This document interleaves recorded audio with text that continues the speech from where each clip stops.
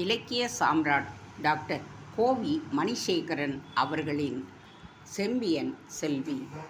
வசந்த மாளிகையை விட்டு வெளியேறி விரைந்த கருணாகரன் அந்தப்புறத்தை தாண்டி கன்னிமாடத்தில் இடப்புறமாக அமர்ந்திருந்த மான்வனத்தில் கடந்தான். அப்படி கடக்கின்ற பொழுது அவனுடைய நடையின் வேகத்தைக் கண்டு மான் இனங்கள் மருண்டு ஓடின.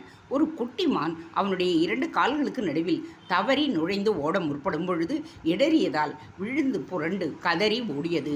இதற்கு பின்னே ஒரு பெண் மான் தளபதியாரே தளபதியாரே என்று குரல் கொடுத்து கொண்டே ஓடி வந்து கருணாகரனை வழிமறித்தது. சினமும் துக்கமும் சேர்ந்து நெஞ்சை பிளந்தன.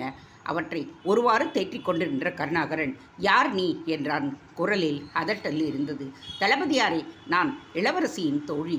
இளவரசி அம்மங்கை தேவியார் தாங்கள் சொல்வதைக் கண்டு அழைத்து வரும்படி அனுப்பி வைத்தார். கருணாகரன் எதுவும் மறுமொழி கூறவில்லை. இந்த 2ஆம் அழைப்பையும் ஒருமுறை தெரிந்து கொள்ளலாமே என்கின்ற நினைவுடன் தோழியை பின்தொடர்ந்தான். ஆனால் உள்மனம் மட்டும் அவன் இதுவரை கேள்விப்பட்ட செய்திகளை ஒருவாறு திரட்ட முயன்று கொண்டிருந்தது. அப்பொழுது பழைய அருள்மொழி நங்கை இடையிடையே குறுக்கிட்டு திண்டாடினாள். எவ்வளவு முயன்றும் அவளை பிடித்து தன் உள்மனதுக்கு வலிமையில்லாமல் போய்விட்டது. அவனுக்கு புரிந்தது. கன்னிமாடத்துக்குள் நுழைந்த கருணாகரனை எதிர்கொண்டு வரவேற்ற அம்மங்கை எழுந்து ஓடி வந்தாள். அப்பொழுது கல் கல் என்று கொஞ்சொலி கேட்டது. அது அவளுடைய கால்கள் அணிந்திருந்த நூபுரத்தண்டையின் இனிய குரல். வரவேற்கத்தக்க வாயிற்படியில் வந்து நின்றாலே ஒழிய ஏனோ அவளுடைய வாய் அடைப்பட்டு விட்டது. அவளுடைய கொலு கோல எழில் உருவை கருணாகர தேவக்கண்ணியின் சாபம் பெற்ற பதுமை போல கண்டான். ஈர் இணை கண்கள் 1000 காலத்து கதைகள் பேசின. ஓர் இணை மூக்குகள் பொன்னகரத்து பரிசாக மலரின் மனதை மூர்ந்து பார்த்தன. எழிலான முகத்திலே எடுப்பான மூக்கு, அந்த எடுப்பான மூக்கின் மேல் அரும்பான மீசை, கனத்த கழுத்தும் யானையின் மத்தகத்தை போன்ற புயங்களும் முக்கோண கேடயத்தை போன்ற மார்பும் மார்பை போர்த்தி இருந்த மாவீர கவசமும் இடுப்பில் விளையாடி கொண்டிருந்த இணையற்ற வாளும் அம்மங்கையை வியப்பில் ஆழ்த்தின. அவளுக்கு மட்டும் என்ன குறைச்சல்? தேயாத நிலா முகத்தில் அவளுடைய கண்கள் தேடாத கயல்களோ அன்றி களத்திலும் காணாத வேல்முனையோ, குமிழ் பூ போன்ற மூக்கிலே முகத்தோடு கூத்தாடும் முக்கணியும் அவசியமோ? அவளுடைய செவ்வாயின் முன்னே செங்கமலம் பங்கமலம் உடுக்கை இடை உடுத்திய உடையில்தான் எத்தனை ஒய்யார ஒப்பனை! எட்டா காதணியை தொட்டு மகிழும் கூந்தலை கட்டி முடித்தவளின் கைத்தொழில் திறனன்றோ அது? மொத்தத்தில் அம்மங்கை சித்திரப்பாவைதான், சிங்கார சிற்பம்தான், சிந்திக்காத உயிர் கவிதைதான். இருவர்களுக்கு இடையேயும் தான் எத்தனை மாறுதல்கள்! ஊமை கனவுகள் சில சமங்கள் வரை உருண்டோடின. அவை கலைந்து பேசும் கனவுகள் பேசாமல் அரும்பின. கலிங்கம் உருவாதைத்தான் மாற்றியிருக்கிறதென்றால் வாயையும் மூடி வைத்து விட்டதோ? வாருங்கள், உள்ளே போகலாம். அம்மங்கை களங்கம் அறியாமல்தான் இவ்வாறு அழைத்தாள். இதை கருணாகரன் வேறு விதமாக எண்ணிக்கொண்டான். கலிங்கத்து காதலை பெற்ற செய்தி ஏதேனும் அம்மைக்கு தெரிந்திருக்குமோ? அதனால்தான் தன்னை பற்றி ஏதாவது எண்ணிக்கொண்டிருப்பாளோ? மனதை போட்டு குழப்பிக்கொண்டான் மாவீரன் கருணாகரன். தன் அறைக்கு அழைத்துச் சென்ற அம்மங்கை தனியான ஒரு ஆசனத்தில் அவனை அமரச் சொன்னாள். அந்த ஆசனம் இரத்தின கம்பளத்தால் அலங்கரிக்கப்பட்டிருந்தது. கருணாகரன் நின்று கொண்டுதான் இருந்தான். மாதண்ட நாயகர் அமரலாம் என்று மீண்டும் கூறினாள். கருணாகரன் ஒருமுறை ஏற இறங்க கவனித்துவிட்டு, இளவரசி இங்கு வந்ததே குற்றத்தில் பெரும் குற்றம். இதை மீறி இளவரசியார் முன் ஆசனத்தில் அமர்வது முறைகேடானது என்றான். முறைகேடானது என்று குறிப்பிட்டது முற்றிலும் தவறு. அம்மங்கை சோழ சக்கரவர்த்தியின் திருப்புதல்வி, மதுராந்தகி தேவியாரின் குருதியில் ஊறியவள். திருமாவளவன் கரிகால் பெருவளத்தார் மரபில் வந்தவள். நாயகரே, அவள் எப்பொழுதும் முறை தவறி நடக்க மாட்டாள். முறையுடன் தான் நடப்பாள். நீங்கள் அமரலாம்.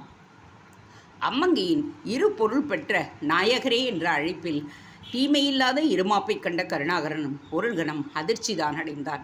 ஆகா, என்ன வீர உணர்வான பேச்சு! மயிலை போல வீறு!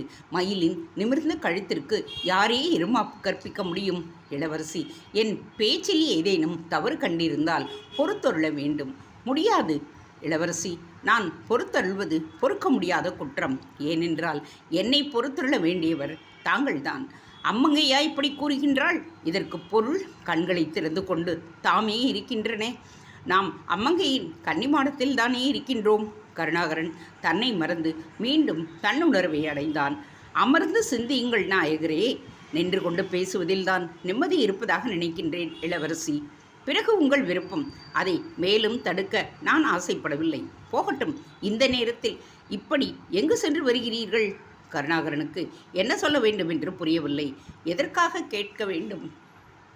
ஐயப்பட்டு கொண்டு கேட்டாலும் கேட்கலாம் அல்லவா? பொய் சொல்லுவதா மெய் சொல்லுவதா? மெய்யை சொல்லி அதனால் வருவது ஆபத்து ஆனாலும் பரவாயில்லை. அதை தேற்றிக்கொள்வதுதான் தூய வீரனுக்கு அழகு. இளைய தேவியார் அழைத்திருந்தார். அதனால் சென்று வருகிறேன். ஏன் அழைத்தார்? துணிவாகச் சொல்லலாம். இந்த கருணாகரனுக்கு தெரியும், நாயகருக்கு நோய் வந்தால்தான் 4 பெண்கள் தேவையே ஒழிய வாழ்க்கைக்கு ஒருத்திதான் என்று. அழைத்த காரணம்தான் எனக்கு தேவை. கருணாகரனுக்கு ஒருவாறு உயிர் வந்தது.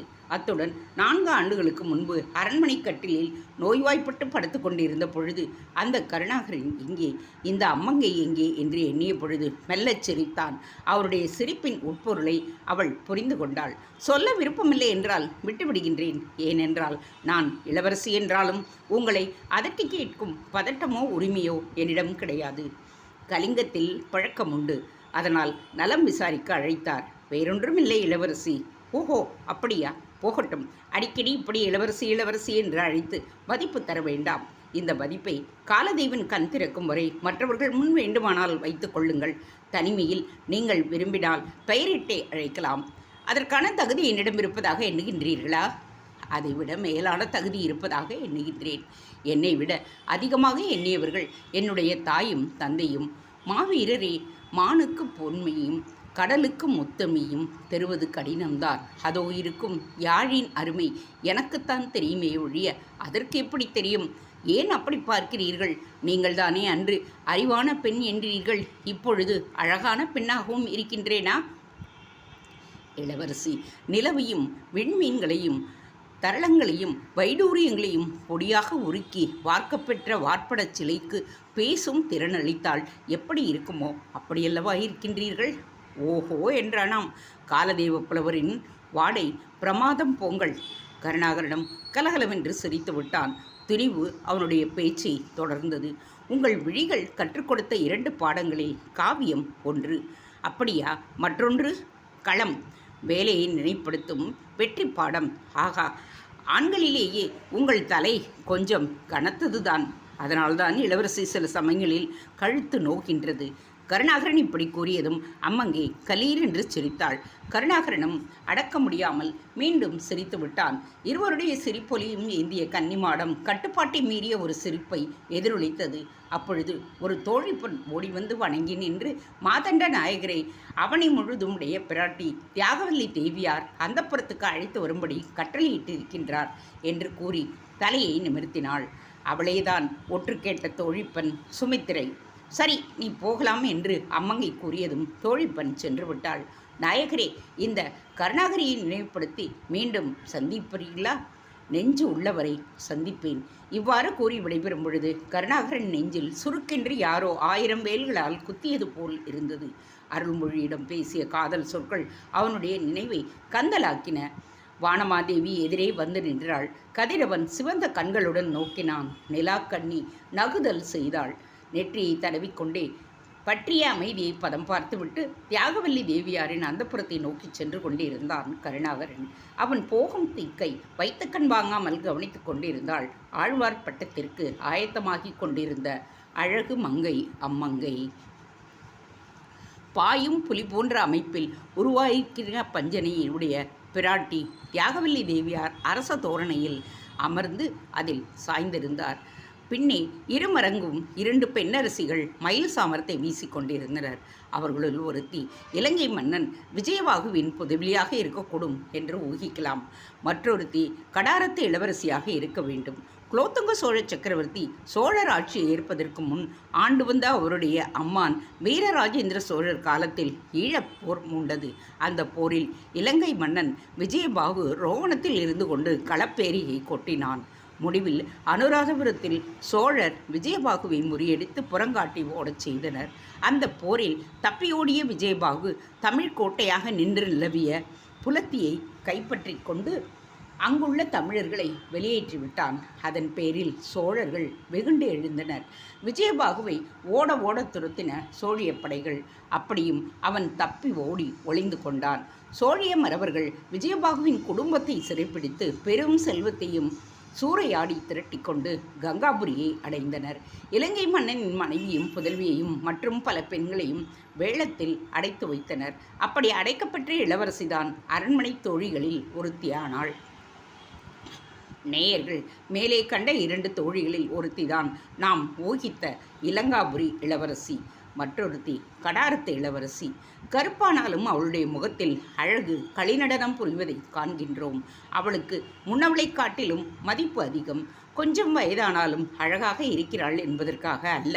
கடார வெற்றியில் புண்பட்ட சோழிய வீரர்கள் கடல் வழியில் களத்தில் வரும்பொழுது தான் சிறைப்பிடிக்கப்பட்டவள் என்பதை மறந்து புண்பட்ட சோழ வீரர்களுக்கு பெரும் உதவி புரிந்தாள். நேர்மையின் காரணமாக அவள் கற்பித்த பாடம்தான் குலோத்துங்க சக்கரவர்த்தி கருணாகரன் நோய்வாய்ப்பட்டிருந்த பொழுது பெண்களை உடனிருந்து கவனிக்கும்படி கட்டளை பிறப்பித்தது. சோழருடைய மேற்பார்வையில் இருந்து வந்த கடாரத்தில் அரசு உரிமையின் காரணமாக பூசல் ஏற்பட்டது. 2 தரப்பு கால்வாய்களுக்கிடையே ஏற்பட்ட பூசலால் கடாரத்துக்கு உரிமையான இளவரசன் துரத்தப்பட்டான். அவனோ வீரராஜேந்திர சோழரின் அன்புக்கு அணைப்பானவன். அதனால் அவனுடைய அடைக்கலத்தை ஏற்று சோழ மன்னர் படைகளை ஏவினார். அதன் பிறகு அரசிழந்த இளவரசன் அரசை பெற்றான். இந்த போரில் தலைமை தாங்கிச் சென்ற தளபதிகளுள் நம் குலோத்துங்க சோழரும் ஒருவர். அந்த நாளில் அவர் வடதிசையை வென்ற நாடுகளுக்கு மேற்பார்வையாளராக வீரராஜேந்திரனால் அமர்த்தப்பட்டிருந்தார். அப்பொழுது அவருடைய இயற்பெயரும் ராஜேந்திரன் தான். அதாவது 1ஆம் ராஜேந்திர சோழரின் பெயரையே அவரும் கொண்டிருக்கின்றார். ஏனென்றால் மாவீரர் ராஜேந்திர சோழர் தம்முடைய தாய்ப்பாட்டனாரையே 1ஆம் ராஜேந்திர சோழரின் அங்க அடையாளம் அவயவத்தில் இருக்க நோக்கி இவனொருவனுக்கு மகனாகி ரவிகுலம் பாரித்த குருவன்றோ என்று குழந்தையிலேயே புகழ்பெற்றவராயிற்றே குலோத்துங்க சோழர். வடக்கு திசை மேற்பாளராக அமர்த்தப்பட்ட அவர் கடார படையெடுப்பின் பொழுது படைக்கு தலைமை தாங்கிச் சென்று வெற்றி கண்டு கடாரத்து இளவரசனுக்கு அரசுரிமையை வழங்கி சில நாட்கள் அங்கு தங்கினார். அப்பொழுது கடாரத்திலிருந்து சீனத்துக்கு தூதுக்குழு ஒன்றை அனுப்பி நட்புரிமையும் கொண்டார். அந்த தூதுவர்கள் குலோத்துங்கரையே பேரரசராக சீனத்தில் குறித்திருக்கின்றனர். பறக்கும் ஓத கடாரம் அழித்த நாளை கொண்டாடி திரும்பும் பொழுது எதிரிகளின் வீரர்களையும் மகளிரையும் சிறைப்பிடித்து கொண்டு வந்தார். அம்மாநகரில் ஒருத்திதான் மேலே காணும் கருப்பழகி, அதாவது கடாரத்து இளவரசி சுமித்திரை. வெகு நேரம் நாம் தியாகவல்லி தேவியாரை காக்க வைத்து விட்டோம் அல்லவா? உங்கள் சார்பில் நம்முடைய வருத்தத்தை உடைய பிராட்டிக்கு தெரிவித்து கொண்டு மாதண்ட நாயகன் கருணாகரனை மீண்டும் அழைத்து வருவோம்.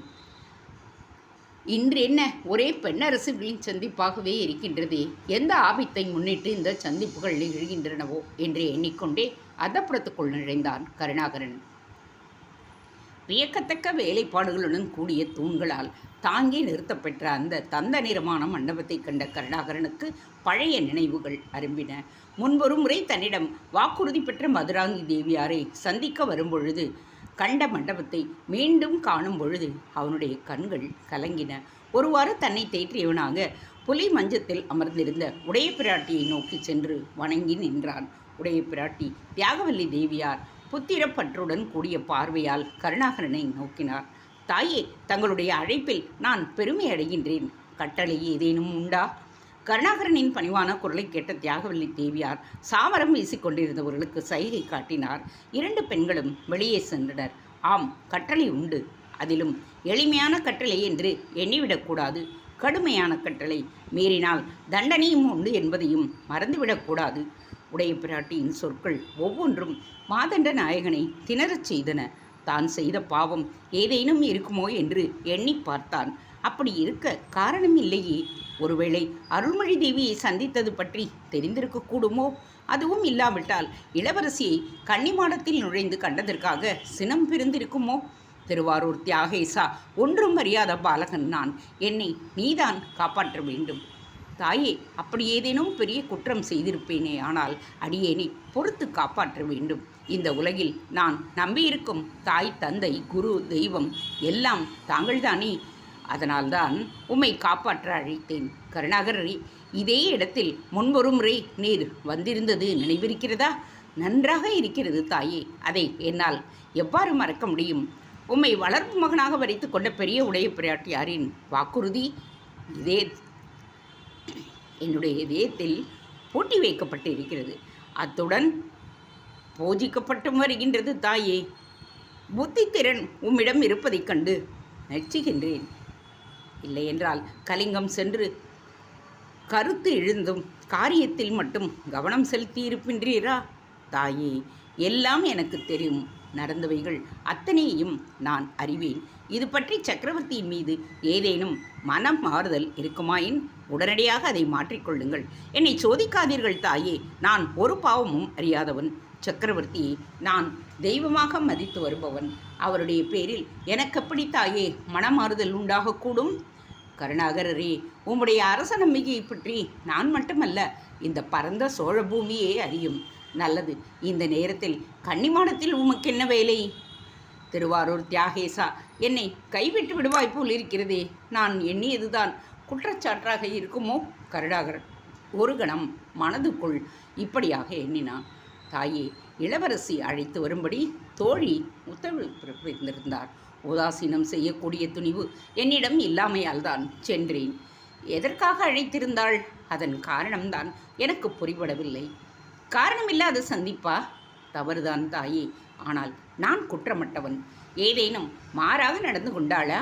இளவரசி சோழ மரபின் மணிவிளக்கு. அதன் ஒளியில் தூய்மையை தவிர வேறு நான் கண்டறியேன். ஓஹோ, அப்படியா? மகிழ்ச்சி. என்னுடைய மகள் மனதுக்குள் இந்த மாதிரி இடம் பிடித்து விட்டாள் என்பதை எண்ணி மேலும் மகிழ்கின்றேன். உம்மை பற்றிய கருத்தை ஏதேனும் அவளிடம் கேட்டால் போன்றே மறுமொழி அளிப்பாளா? நான் எப்படி அறிவேன் தாயே அதை? ஏன், இதுதான் முதல் சந்திப்பா? இல்லை தாயே, இரண்டாம் சந்திப்பு. அப்படி என்றால் முதல் சந்திப்பு கலிங்கம் நோக்கி செல்லும் முன்னர் நோய்வாய்ப்பட்டிருந்த பொழுது வந்து விசாரித்திருக்கின்றார். ஆம், எனக்கும் அது நினைவிருக்கிறது. போகட்டும், உம்மை பற்றி அவளுக்கு ஏதேனும் பொருந்தா கருத்து இல்லையே. நான் எப்படி தாயே அதை அறிய முடியும்? உண்மைதான், உம்மால் அறிய முடியாததுதான். அவளுக்கும் உம்மை பற்றியும் அருள்மொழியை பற்றியும் அறிந்திருக்க முடியாததுதான். அதனால்தான் உம்மிடம் முன்போல் இப்பொழுதும் தன்னை கருணாகரன் என்று கூறிக்கொண்டிருக்கின்றாள். அத்துடன் உமது கனத்த தலையை பாராட்டி தன்னை பெயரிட்டு அழைக்கும்படியும் கூறியிருக்கின்றாள். கருணாகரனுக்கு தலை சுழன்றது. அவனுடைய வாய் மயக்க உணர்ச்சிகளினுடைய தாயே என்று இரங்கலோடு கூறியது. அந்த இரங்கல் இடையன் பால் குடிக்கும் கன்றை இழுத்து தனியே கட்டிவிட்டு பசுவின் மடியண்டையில் செல்லும் பொழுது கன்று அம்மா என்று அழைப்பது போல் காணப்பட்டது. கவலைப்பட வேண்டாம் கருணாகரரே, எல்லாம் நடக்கும் பொழுது செம்மையாகவே நடக்கும். அதுவரை நீர் நடந்து கொள்ள வேண்டிய இதில்தான் கடுமையாக இருக்க வேண்டும். இதைத்தான் நான் முதலிலேயே கடுமையான கட்டளை என்று குறிப்பிட்டேன். சித்தமாக இருக்கின்றேன் தாயே. மாதண்ட நாயகரே, நாட்டிலுள்ள குழப்பத்தை நீர் அறிவீர். பகைவர்கள் எப்பக்கமும் சூழ்ந்து கொண்டிருக்கின்றனர். எந்த நேரத்தில் கலிங்கப்போர் மூலமோ நாம் அறியோம். இந்த நிலையில் உமது தமையன் வேறு எதிரிகளின் பால் சேர்ந்திருப்பதைக் கண்டு சற்று முன் எனக்கு செய்தி வந்திருக்கின்றது. இனி எல்லா பொறுப்பும் உமையே சாரும் என்று எண்ணுகின்றேன். இதனால் கவனம் உம்மிடம் அதிகமாக காணப்பட வேண்டும். தவறியும் நீர் அருள்மொழி வாழும் வசந்த மாளிகையின் பக்கம் போய்விடக்கூடாது. சற்று முன் சென்று வந்ததற்காக பொறுத்து விடுகின்றேன். இதை என்னிடம் கூற மறுத்துவிட்டீர். இனியும் இதுபோல் நடக்க வேண்டாம். அவசர அழைப்பின் காரணமாக போதும். இனி இது மாதிரியான அவசர அழைப்புகளை எல்லாம் உதாசீனப்படுத்தி விடுவதுதான் உசிதம். இந்த அந்தப்புறத்து பக்கம் என்னை தவிர்த்து யார் அழைப்பு கொடுத்தாலும் நுழையக்கூடாது. மேலும் சோழ பேரரசு கலகமற்று விளங்கும் வரை இந்த இரு பெண்ணரசிகளையும் நீ சந்திக்கக்கூடாது. தவறி என் சொல்லை மீறுவாரேயானால் என்ன தண்டனை கிடைக்கும் தெரியுமா? தெரியும் தாயி. ஏது சொல்லு பார்ப்போம். மரண தண்டனை. மிகவும் அது எளிமையானது. கருணாகரன் விழித்தான். தியாகவல்லி தேவியார் புன்முறுவலுடன், மாதண்ட நாயகரே, உம்மை போன்ற வீரர்கள் சாவை துச்சமாக மதிப்பவர்கள் என்பது எனக்கு தெரியும். அதனால் எந்த அம்மங்கை உமக்காக காத்து கிடக்கின்றாளோ அந்த அம்மங்கையின் மூலமாகவே அவமானப்படுத்தும்படி நேரிடும். அதுவும் எப்படி? இப்பொழுது நமக்கு எதிரியாக இருந்து வரும் சாளுக்கிய விக்ரமாதித்தின் தந்தை ஆகவமல்லன் பல முறை பலவாறு நம்மிடம் அவமானப்பட்டவன். ஆகவமல்லனை ஐமுடி வெடிகொண்டதாக கூறும் வீரராஜேந்திரன் மெய்கீர்த்தியில் இருந்து 5 முறை தோற்று ஓடினான் என்பது புலனாகின்றது. அந்த ஆகவ மல்லன் தன்னுடைய தண்டநாயகன் சாமுண்டராயனை நம்பால் சேர்த்த கீழ சாளுக்கிய நாட்டை கைப்பற்ற அனுப்பினான். வீரராஜேந்திர சோழர் அவனை முறியடித்ததோடு அல்லாமல் தலையை குனிந்து அவனுடைய புதல்வியை கைப்பற்றி கொண்டு வந்து பலர் அறிய மூட்கருத்தார். இராமாயணத்தில் லட்சுமணன் தான் இவ்வாறு செய்ய துணிந்தான் என்று எண்ண வேண்டாம். நமது வீரராஜேந்திர சோழரும் அவ்வாறு செய்தார். அவரை பின்பற்றி நமது அம்மங்கையும் உம்முடைய எடுப்பான மூக்கை அறுத்து பலர் ஏளனம் செய்யும்படி நடந்து கொள்ள வேண்டாம் என்றுதான் எச்சரிக்கின்றேன். தியாகவல்லி தேவியார் இவ்வாறு கூறி நிறுத்தியதும் கருணாகரனுக்குள் உள்ளுக்குள் சிரிப்பு பொங்கியது. ஆனால் அதை வெளிக்காட்டிக் கொள்ளாமல் அப்படியே நடப்பேன் தாயே என்றான் பயபக்தியுடன். இருள் மங்கை மெல்ல ஒளிமங்கையை விரட்ட முயன்றாள். அவளை நீ அவ்வளவு எளிதில் விரட்டிவிட முடியாது என்று சூழ் கொட்டிக்கொண்டே நிலா மங்கை உதயமாகினாள். சோழகங்கை ஏரிக்கு சற்று தூரத்தில் நம்முடைய கண்ணோட்டத்தை செலுத்துவோமேயானால் அங்கே ஒரு மண்டபத்தில் இருவர் அமர்ந்து உரையாடி கொண்டிருப்பதை காணலாம். தேங்க்ஸ் ஃபார் வாட்சிங். Please subscribe.